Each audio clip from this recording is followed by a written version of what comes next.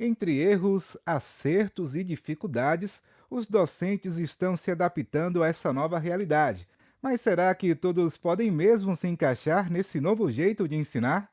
A primeira coisa é o professor se lembrar que o produto que ele tem que entregar é a aula. E a aula já é o produto do trabalho dele. Nós somos professores, nós sabemos dar aula. O que vai mudar é como essa aula vai chegar para o aluno. E uma boa aula é resultado de um bom planejamento, de conhecer o seu currículo, né? Aliás, o currículo esse ano é um currículo novo para o Brasil inteiro. Então, conhecer bem o currículo, traçar estratégias para desenvolver aquelas habilidades que estão propostas ali, assim como você faria na sala de aula. Da mesma maneira que você precisa planejar, precisa traçar estratégias, você vai fazer aqui de novo, só que para chegar ao aluno, vai chegar por um meio diferente. Outro fator primordial nesse período é a postura que deve ser a mesma da sala de aula presencial, porém com algumas adaptações. O professor vai precisar de alguns cuidados a mais em relação ao lugar, porque lá na sala de aula, a sala de aula já está preparada para isso. Então, ele vai precisar tomar cuidado com o lugar onde ele vai colocar a sua aula, com a iluminação desse lugar, se vai ficar bem visível, e vestir-se como ele se vestiria para ir para a escola. Não é porque a gente está na internet que precisa ficar a blogueira que seguia, ou ficar se comparando com as pessoas que estão ali no Instagram, ou seja lá onde for.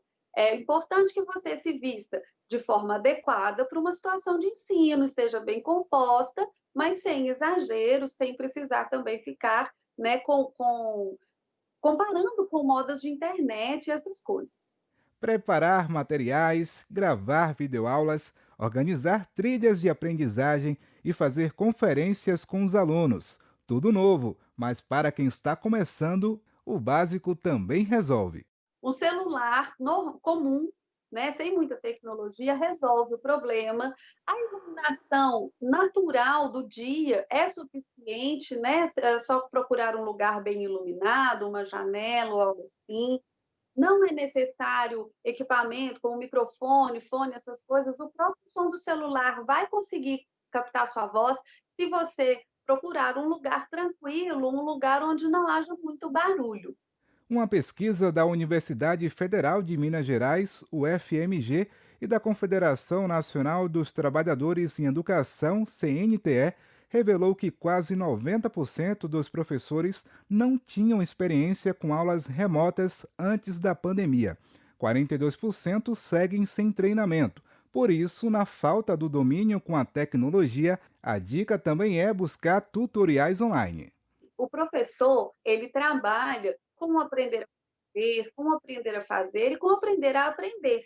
E aí inclui o aprender do professor também, né? Não só o aprender do aluno. Então, é importante que o professor se proponha a aprender coisas novas.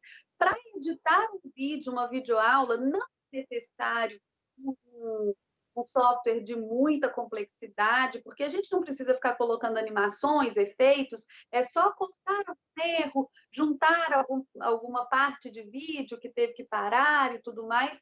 E o professor, ele é um comunicador, né? Ele já trabalha com essa aula, ele já desenrola a sua aula na sala de aula com naturalidade. Então, com o tempo, a gente vai conseguindo gravar até sem precisar de edição mesmo. Né? Mas se precisar, tem os tutoriais na internet e aí a gente aprende um saber novo. No Brasil, quase 5 milhões de crianças e adolescentes na faixa de 9 a 17 anos não têm acesso à internet em casa, segundo dados divulgados neste ano pelo Fundo das Nações Unidas para a Infância, UNICEF. Essa informação vem acompanhada de uma dúvida: como deve ser então o processo de avaliação remotamente? Nesse período, a gente pode usar a prova, né, a avaliação escrita, em plataformas como o Google Forms, por exemplo. A gente pode usar o trabalho, o resultado de trabalho, a devolutiva de exercício das crianças, mas a gente tem que estar muito atento para não ser injusto por causa do acesso que as crianças têm, por causa da facilidade que alguns pais têm e outros não de orientar as crianças. E, principalmente, a gente tem que prestar atenção a questão da avaliação não ser algo que está a critério do professor. A avaliação deve seguir o regimento escolar, as regras da escola, da instituição em que o professor está. Então, para o caso de pandemia, não havia nada nos regimentos, ninguém previa que ia acontecer um ano em que a gente ficasse afastado da escola. Então, nós temos que esperar as resoluções das nossas redes de ensino, seja pública, particular, para podermos basear essa avaliação. Não adianta o professor querer, né, tentar elaborar alguma coisa antes de ter uma determinação da sua rede de ensino.